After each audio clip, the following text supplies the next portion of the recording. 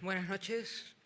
Muchas gracias por su presencia en esta comparecencia donde vamos a dar cuenta de los resultados con el escrutinio a poco más del 90% escrutado. En primer lugar, quiero agradecer a todos los miembros de todas las mesas electorales, presidentes y vocales, que desde la constitución de las mesas han dado un ejemplo de responsabilidad y de ciudadanía. Quiero agradecer también a todos los apoderados e interventores de todas las fuerzas políticas que han concurrido a estas elecciones por su contribución a que las mismas se desarrollaran con transparencia, con limpieza y con normalidad. Mi agradecimiento y el agradecimiento del Gobierno de la Junta de Extremadura a las fuerzas y cuerpos de seguridad del Estado, a los voluntarios de Protección Civil y de Cruz Roja, que también han contribuido a que se celebrasen estas elecciones con normalidad y con una elevada participación. Son unas elecciones que se han celebrado sin ninguna incidencia. Solo lamentar el fallecimiento de una mujer en un colegio electoral en Almendralejo justo cuando iba a ejercer su derecho al voto. La democracia exige lo que los extremeños han demostrado hoy: responsabilidad, sentido cívico y una elevada participación. Con este reconocimiento a todos los extremeños y la gratitud a todos quienes han hecho posible una jornada electoral ejemplar, les voy a participar en este momento cuáles son los resultados con el 90,43% escrutado a la Asamblea de Extremadura. El Partido Socialista Obrero Español ha obtenido 217.463 votos.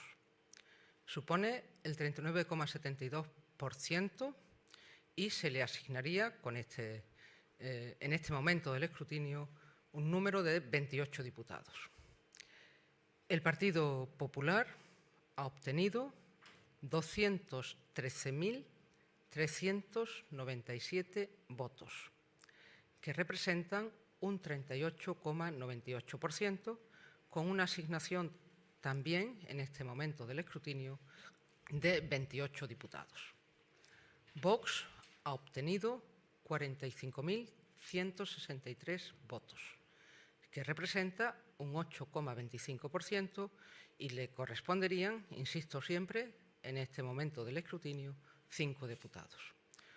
Unidas por Extremadura ha obtenido 32.351 diputados. Supone el 5,91%, que representarían 4 diputados. El resto de fuerzas políticas que han comparecido a estas elecciones, y con todo el respeto que merecen, no han obtenido un resultado que supere el porcentaje establecido para obtener escaños en la Asamblea, y en este momento no voy a detallar ni el número de votos ni el porcentaje que han adquirido. Así que estos son los resultados.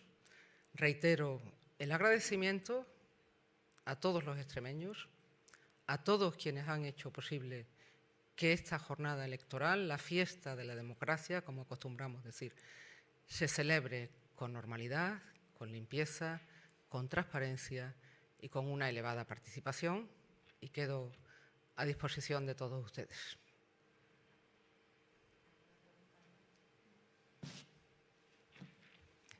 Gracias. Y seguiremos informando de los resultados hasta lograr el 100% del escrutinio a través de la aplicación, de la web, y después, cuando se celebre en la primera semana de junio, el escrutinio general. ¿Cuándo está previsto tener aproximadamente el 99, el 100% a lo largo de la noche? Pues ahora mismo vamos por el 94,80%, es decir, que ya irá rápido.